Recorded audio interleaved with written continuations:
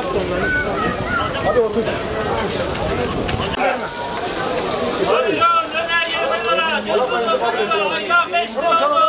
Ekmek alayım. Döner 20 lira. Ayran 5 lira. Oradan kağıt al.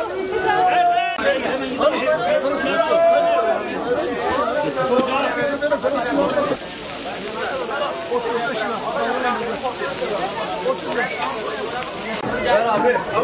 Ver abi. Hamur lazım bak hamur. 20 lira ayran 5 lira buyurun. Onu paket yap. Çıkayım mı? Gir sen de buraya. Bende para var ya. Ne versin? Abi paranı istiyor ha ben söyleyeyim size. Paranı istiyor. 75'i ödemişsin. Nasıl? Abi Allah hayrını kabul etsin. 3 kasaya atıyorum. Evet seçen 50 lira. Seçen 50 lira. Seç 50 lira. Seç 50 lira. Onu alayım ben abi.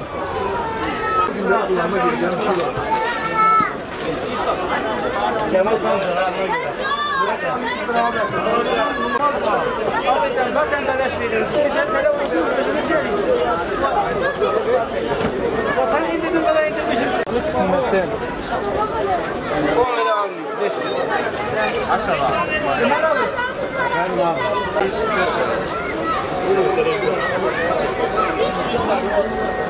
Şunlarda 3 sefer. Şu an seç.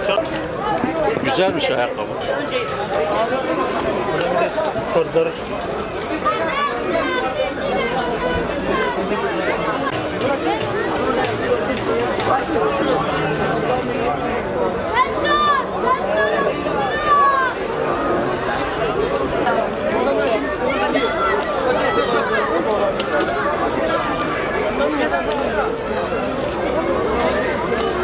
Bakır mıyım?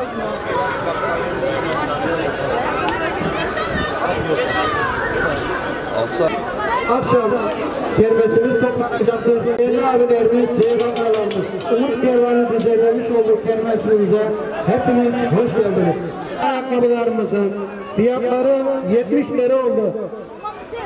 Çocuk kardeşlerimiz için spor ayakkabılar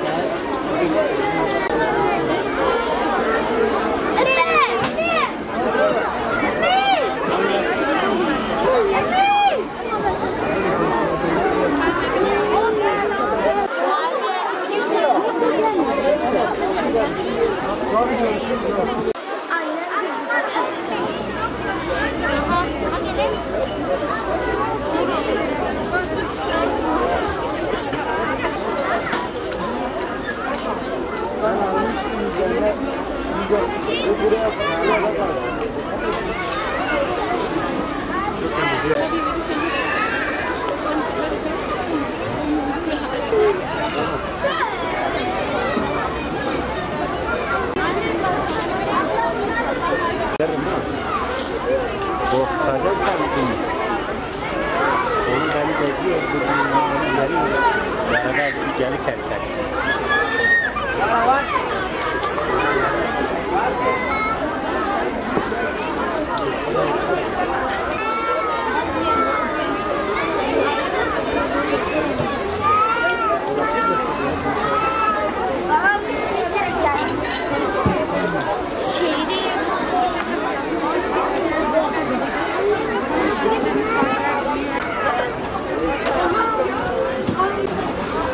gel.